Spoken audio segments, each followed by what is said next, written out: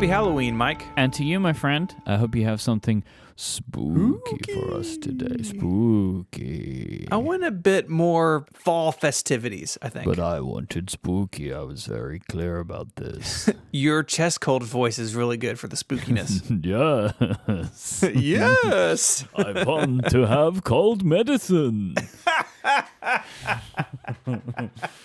Today we are exploring the jack-o'-lantern, which are carved pumpkins or gourds most closely associated, but not always, with Halloween. I'm sure that most people listening know how jack-o'-lanterns are made, but if you don't, it's pretty simple. You just cut the top off of a pumpkin and you scoop out all the guts. When a mommy pumpkin and a daddy pumpkin stay up too late watching The Office. No. From there, a knife or other tool is used to carve a face or other image into the rind and to expose the inside, which then you light with a candle or, small light. The lid is then put back into place, and so your image is glowing from behind. Is this something you did as a kid or as an adult? Oh, yeah, big time. Big when I was a kid. We do it now with our kids. It's a lot of fun.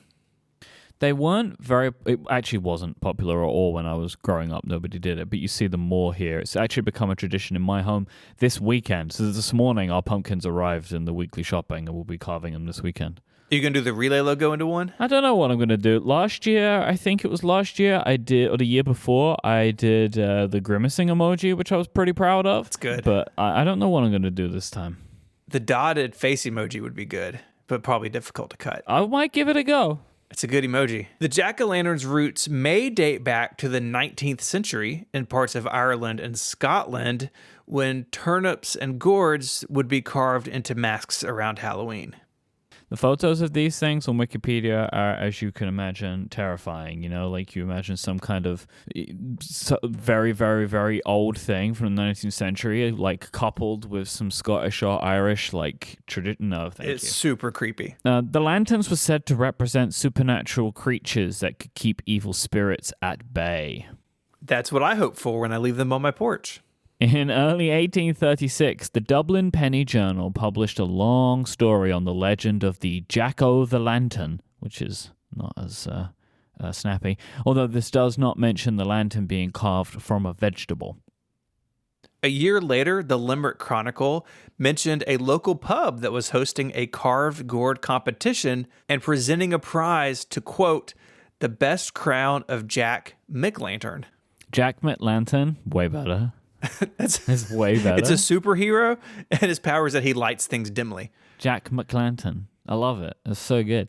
This is also the rough time frame where the jack-o'-lantern seems to have surfaced in America, but it seems that they were used as general fall decoration without being tied so tightly to Halloween.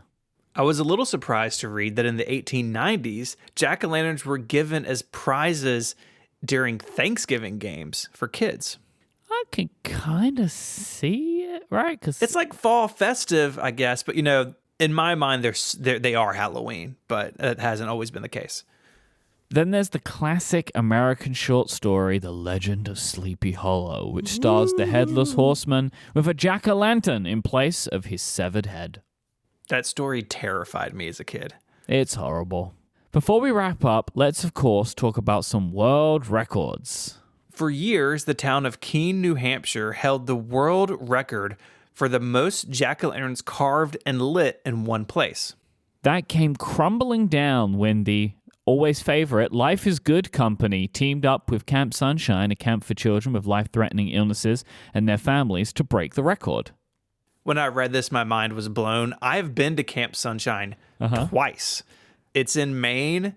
And it's amazing. Our family loves it. Isn't it strange to have something you love and something you hate combined like that? No, I don't mind the Life is Good company. My wife is who doesn't like them. Right. Oh, fair enough. Fair enough. Small world. On October 21st, 2006, a record 30,128 jack-o'-lanterns were simultaneously lit on Boston Common in downtown Boston. That's a heck of a lot of pumpkins. So it's 30,000 of them. That's a lot. That's like 30,120 too many pumpkins, 8 is your limit? Yeah, that's too many. Okay. Any more well, than you're 8, not going to be far. happy. You're not going to be happy with the town of Highwood, Illinois then, because in 2011 They lit 30,919 jack-o'-lanterns. But get this, Mike, the achievement did not count as a world record as the organizers didn't follow Guinness regulations. Well, look, if you want a world record, you got to follow the rules. You know, I have no sympathy for rule breakers. I just would imagine when you get that phone call, it's like, oh, hey, all that work. Remember that thing you did? Doesn't matter. That the whole town came together for? Well, poof. Even if they had been successful, though, the people in Keene, New Hampshire rose up and took the crown back in 2013. That town refuses to be beaten as they've broken the record now 8 times. It's like a origin story. For Jack McLantern. He's from Keene. I got the picture of the jack-o'-lanterns you sent me. It's very good. You did a really good job with that. Adina did a better one. Hers was, I think it's the Night Before Christmas guy. Yeah. It's Jack, right? That's his name. I think so. I think for that reason. And I did the grimacing emoji. It was really hard to do the mouth. Mm-hmm. I had to kind of cut it out and slot it back in again. Weird. That is weird. Can I put that in the show notes? Sure you can. People to enjoy. Good. So if you want to see that picture and read more about jack-o'-lanterns, check out the show notes at relay.fm/ungenius/198. We're getting very close to 200 episodes, Mike. Woo! Very close. Very close. You can submit feedback with your own favorite Wikipedia topic. There's a link in the show notes and on the website both. And until next time we stab some pumpkins, Mike, say goodbye. Bye-bye. Bye, y'all.